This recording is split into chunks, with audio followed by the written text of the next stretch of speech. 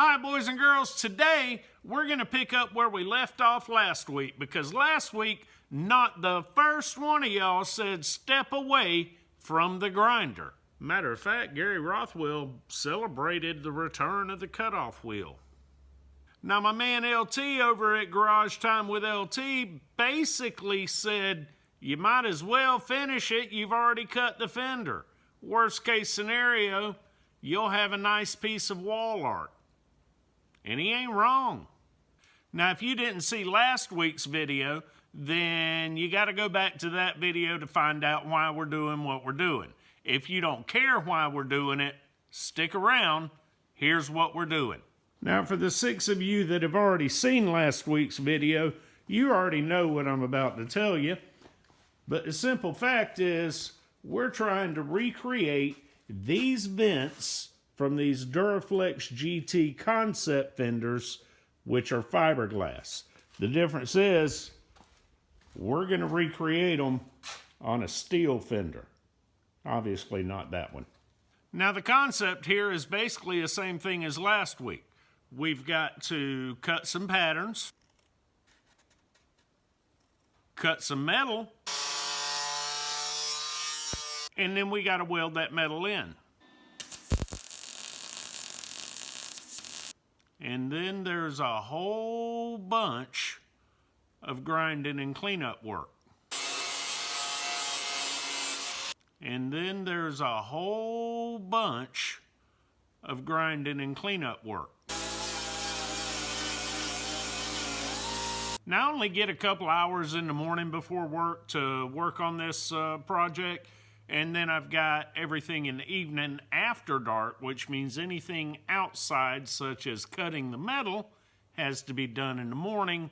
And then in the evening, I can weld that in and clean that up, which means basically I was getting one of those side panels welded in each day. Now, I did find a spot right along in here where it looked like it wasn't completely welded, because I grind the entire weld off and didn't have enough penetration. I re-welded this entire section from the back side, which made the front side a little more ugly. I had to grind that back down. I also found that the one divot that was about right there actually went all the way through, so I couldn't have that. So I still got to clean this up some, but so far the top side of this weld looks absolutely wonderful, except for one little spot right here. You can't feel it, but you can see it.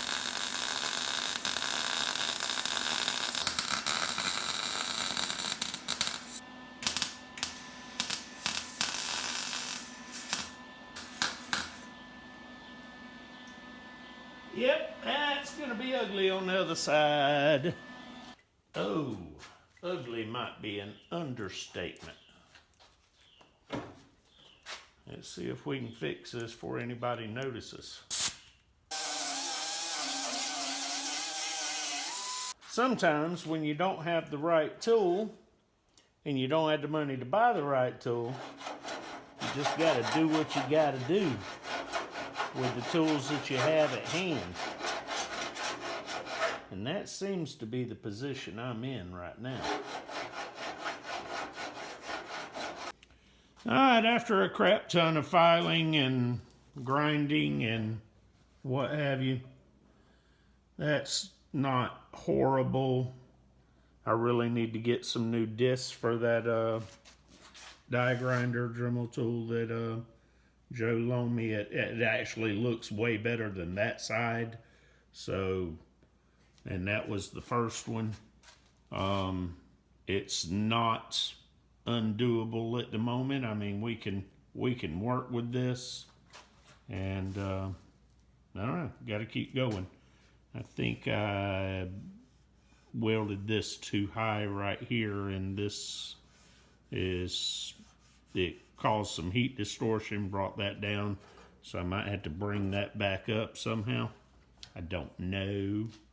We'll find out. So I took a mini persuasion tool and I convinced this side to look more like this side.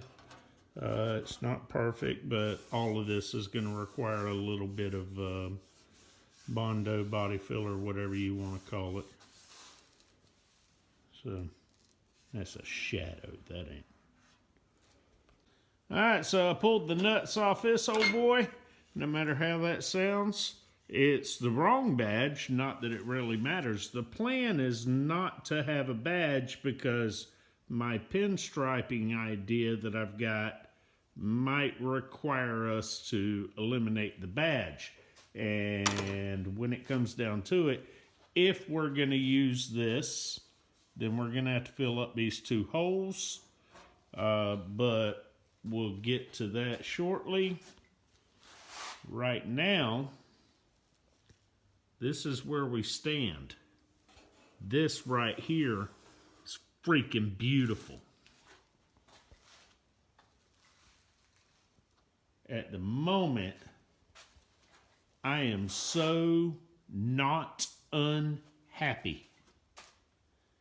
I'm almost happy with this. Still got to thicken this up. We're going to use some round stock. Alright, I got a couple of small pieces of metal. We can cover this from the back side and weld that hole up. Realistically, we should probably just weld this hole up without putting those on, but I know we'll end up with even more heat distortion than we've already got up in this thing, so I'd rather avoid that situation.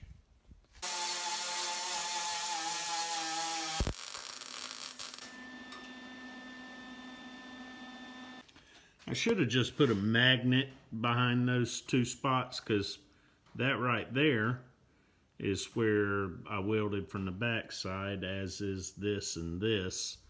But heat destroys magnets, and I don't want to tear my magnets up, so yeah, we'll work with it. We'll use a grinder.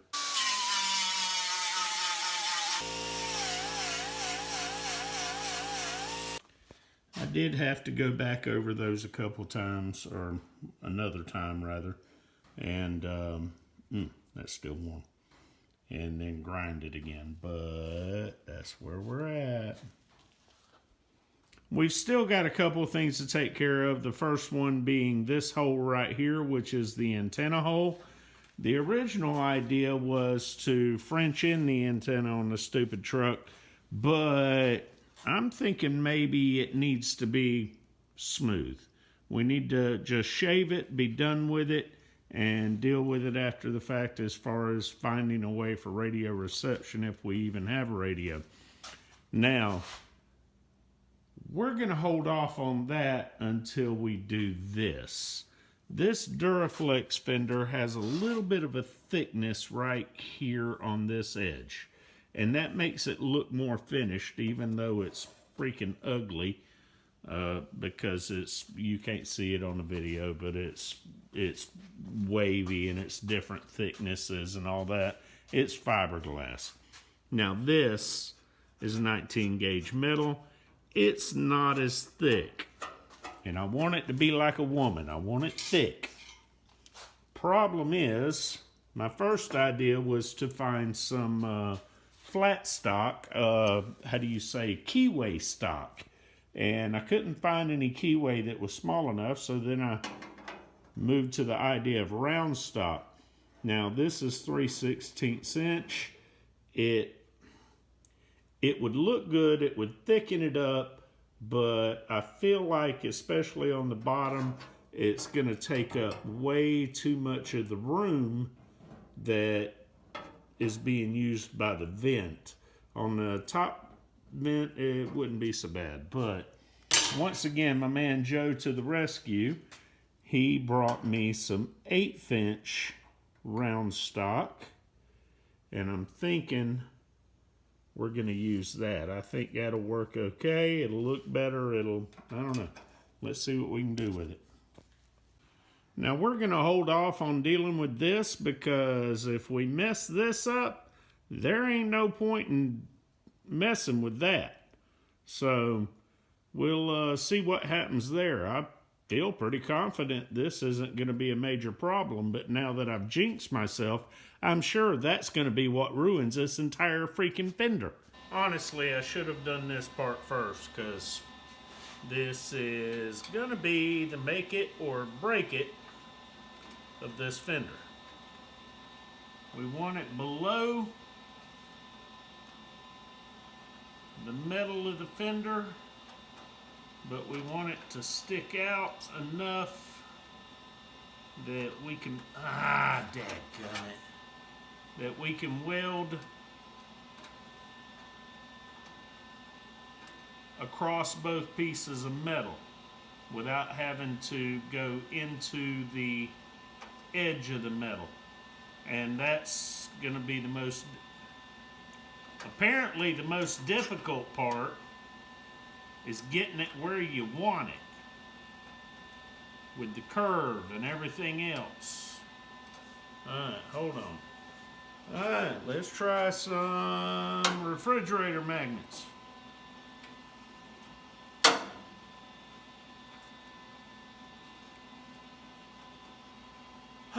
It would be so much easier if there were a flat side on this round stock. Alright.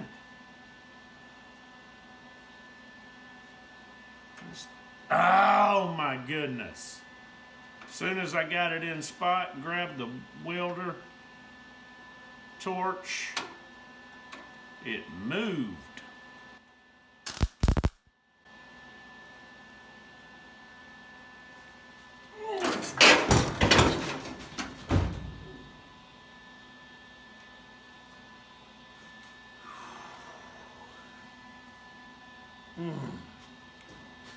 Lost my balance.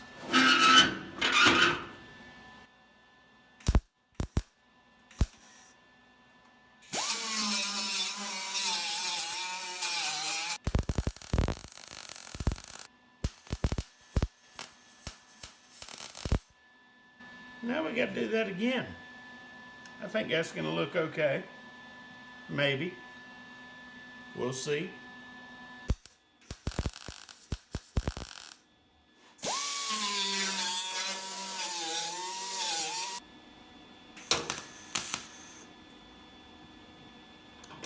And that's where I messed up. And that's gonna take some fixing. Alright, out of full disclosure, I missed whenever I was welding. I was welding the round stock, which is only 1/8 inch, and not the fender. I didn't get the actual gap well enough, and I ended up cutting off the end of the round stock, and then I burned a little bitty hole right there, and that's going to take some fixing.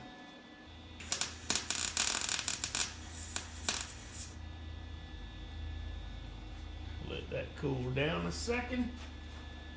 Results are looking pretty good.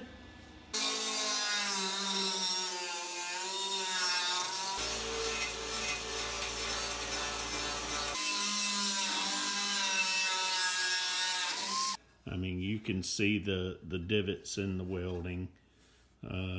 We'll fill those in. It's fully welded all the way around, obviously. We still have to take care of this. I think I went over and found a knockout out of my breaker box and took the powder coat off one side. It's just barely bigger.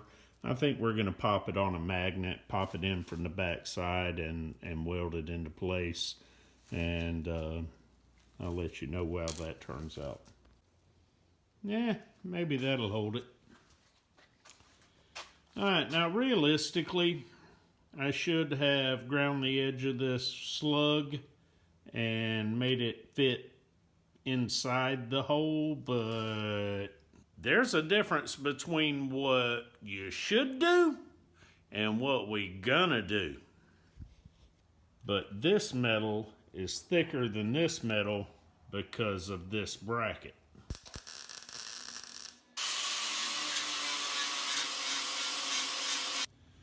Alright, so what had happened was the slug that I used, the slug that I used was made up of metals that cannot be considered steel, so they would not weld.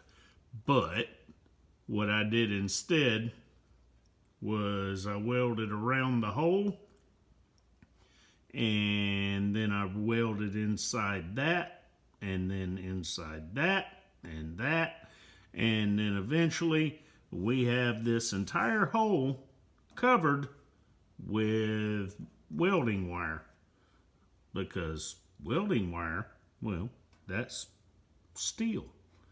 So we just basically kept the slug in place so that we could weld to the weld. Now I want to take a second and say thank you to all of you that commented on last week's video. I'm fully aware that some of the modifications I'm making to this truck don't fit everyone's preference of styles. And that's okay. That's what makes mini trucking so wonderful, is the fact that everybody has their own style. They build their truck to fit what they're looking for and what they like. And I'm no different. But your support really encourages me, and I greatly appreciate all the positive comments last week, as every other week. Thank you guys. Let's set this fender in place, see if maybe it looks good enough to actually do the other side.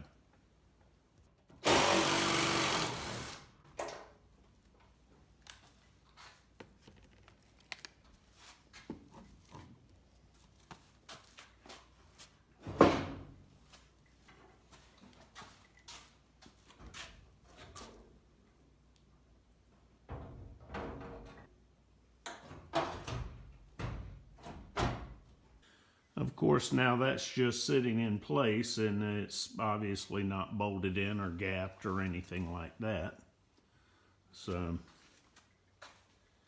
once everything gets body work on it, I think that's going to look pretty decent.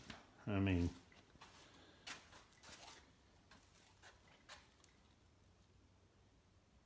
I don't know. You guys tell me what you think. Now we still gotta weld that inner structure back into place, but my man Johnny Garage Johnson asked, is it functional? And the answer is technically sorta. I mean, engine heat can escape from through these vents, including the vents in the part we gotta weld back in, and then it'll be able to escape out the vents on the side of the truck. We still have to do the other fender, and I don't see the point in doing that on camera, so I'll do that a little at a time as we go, because there's no point in doing this body work on the fender until we know that we can duplicate this and we have two of these fenders to put on the truck, because one fender by itself, that ain't gonna work. Now, I will point out that on the factory fender for this truck, you've got this bolt, which holds the fender in place, and you've got a bolt that goes here, which holds the cowl in place. But on Goldilocks' fender, you've got this bolt, and the cowl was apparently held in with a regular screw.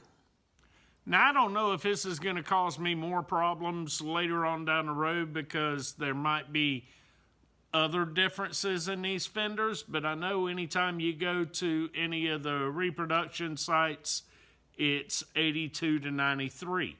So the fenders should be the same. Now, my first thought process is that is a year model difference. But I will say that Goldilocks has a flat dash as opposed to the one with the pockets underneath it, and it does not have the booby gauges. Boobies. That tells me that that truck is most likely an 83 to 85, I think. Now, I will also say that the red truck out there also has a flat dash. I've got a title for it, but I don't have a clue what year model it is. But it has two holes that are identical, just like the stupid truck original fenders do. I don't know. If you can shed some light on that, please do so. Peace, love, and mini trucks.